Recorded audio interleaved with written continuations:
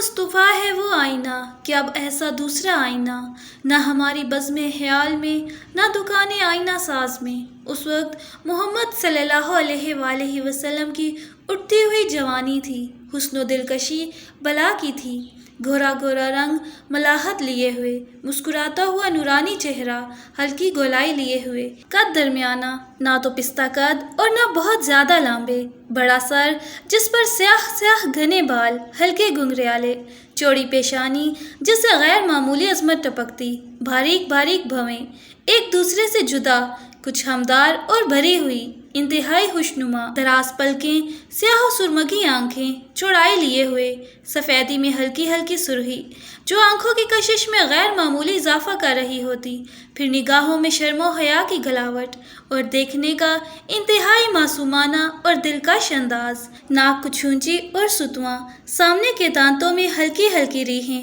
گفتگو فرماتے تو موتی کی طرح چمکتے، ایسا لگتا گویا ان سے نور ابل رہا ہے، چہرے پر بھری ہوئی گھنی داڑھی، خوبصورت سی اونچی گردن، سینہ کشادہ، مونڈھوں کا درمیانی فاصلہ عام پیمانے سے کچھ زیادہ، چوڑی چوڑی کلائیاں، ہتھیلیاں فراخ اور نرم و گداز، انگلیاں موزوں حد تک دراز، ہلکی ہلکی ستی ہوئی پنڈلیاں، ایڑیوں پر برائے نام گوشت، تلوے ذرا گہرے، چلتے تو قوت کے ساتھ، ذرا آگے کو جھک کر، قدم جما کر رکھتے، رفتار بہت تیز ہوتی، معلوم ہوتا نشیب میں اتر رہے ہیں، چہرہ غور و فکر میں ڈوبا رہتا اور نگاہوں میں پاکیزہ خیالات اور بلند جذبات چمکتے ہوتے، دیکھنے والا پہلی نظر میں مرغوب ہو جاتا۔ خدیجہ کے ساتھ آپ صلی اللہ علیہ وآلہ وسلم کی زندگی انتہائی پرلطف زندگی تھی، ان کی رفاقت آپ علیہ الصلوۃ والسلام کے لیے راحت ہی راحت تھی، وہ ایک نہایت ہوشیار، تجربہ کار اور سمجھدار خاتون تھیں، انہوں نے آپ علیہ الصلوۃ والسلام کی طبیعت اور مزاج کو،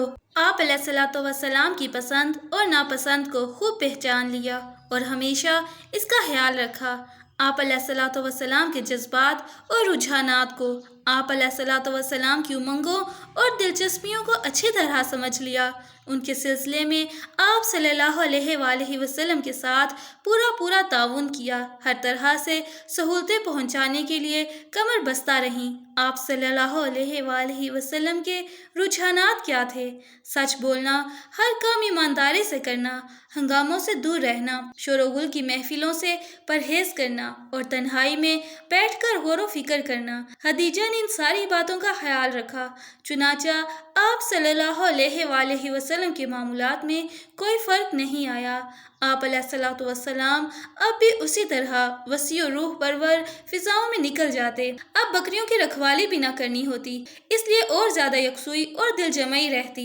جب تک چاہتے غور و فکر کرتے، مناظر فطرت کا مشاہدہ کرتے، آیات الہی کا مطالعہ کرتے، حق کو پہچاننے کی کوشش کرتے، اس طرح گویا آپ علیہ الصلوۃ والسلام فطرت کی رہنمائی میں اپنے دادا ابراہیم علیہ السلام کے نقش قدم پر چل رہے تھے اور علم و عرفان، ایمان و یقین کی منزلیں طے کر رہے تھے۔ وَكَذَلِكَ نُرِي إِبْرَاهِيمَ مَلَكُوتَ السَّمَاوَاتِ وَالْأَرْضِ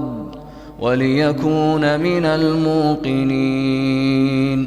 اور اسی طرح ہم ابراہیم کو آسمانوں اور زمین کے نظام سلطنت کو دکھاتے تھے اور اس لیے دکھاتے تھے کہ وہ یقین رکھنے والوں میں سے ہو جائے۔ تو کیا آپ علیہ الصلوۃ والسلام خدیجہ کے حقوق سے غافل رہے؟ نہیں، ایسا نہیں تھا۔ اگر خدیجہ ایک وفا شعار اور فرض شناس بیوی تھیں تو آپ علیہ الصلوۃ والسلام بھی ایک مثالی شوہر تھے، جان توڑ عبادت و ریاضت کے ساتھ ساتھ آپ صلی اللہ علیہ وآلہ وسلم خدیجہ رضی اللہ تعالیٰ عنہ کا پورا خیال رکھتے، ان کے سارے حقوق ادا کرتے، ان کے دل بہلاؤ کا سامان کرتے، ان کے ذوق اور طبیعت کی پوری رعایت رکھتے، ان کے مال کی ہر طرح حفاظت کرتے، ان کی تجارت کو فروغ دیتے، جس پر پورا اطمینان ہوتا، جو سچا اور ایماندار ہوتا، جال بٹے سے بیزار ہوتا، بس اسی کو اس میں شریک کرتے۔ غرض آپ علیہ الصلوۃ والسلام ایک انتہائی محبوب اور حق شناس شوہر تھے۔ خدیجہ رضی اللہ تعالیٰ عنہ کے لیے آپ علیہ الصلوۃ والسلام کے رہن سہن میں بڑی دلکشی اور جان نوازی تھی، آپ صلی اللہ علیہ وآلہ وسلم کا ساتھ ان کے لیے بڑا سکون بخش اور پرکیف تھا۔ خدیجہ رضی اللہ تعالیٰ عنہ نے آپ علیہ الصلوۃ والسلام کو بڑے بڑے مالداروں اور عزت داروں پر ترجیح دی تھی۔ جاہ و منصب والوں کے مقابلے میں آپ صلی اللہ علیہ وآلہ وسلم کو پسند کیا تھا۔ وہ آپ علیہ الصلوۃ والسلام کے بارے میں انتہائی حسن ظن رکھتی تھیں۔ آپ علیہ الصلوۃ والسلام کے سلسلے میں وہ نہ جانے کیا کیا خیالات رکھتی تھیں، پھر بھی ان کو پہلے سے کیا اندازہ رہا ہوگا وہ کتنی خوش نصیب ہیں۔ تھے تو آپ علیہ الصلوۃ والسلام تنہائی پسند، لیکن لوگوں سے میل جول بھی رکھتے، ان کے معاملات میں دلچسپی بھی لیتے، ان کی باتوں کو بہت غور سے سنتے، اکثر چپ رہتے، بے ضرورت کبھی نہ بولتے، نہ کسی بات میں لوگوں سے الجھتے، جو بات بھی کہتے بہت ہی مختصر اور کام کی کہتے، اس میں بھی ظرافت ہوتی، ظرافت میں بھی لطافت ہوتی، چہرہ مسکراتا ہوتا، دیکھنے میں بہت دلکش اور بھلا لگتا،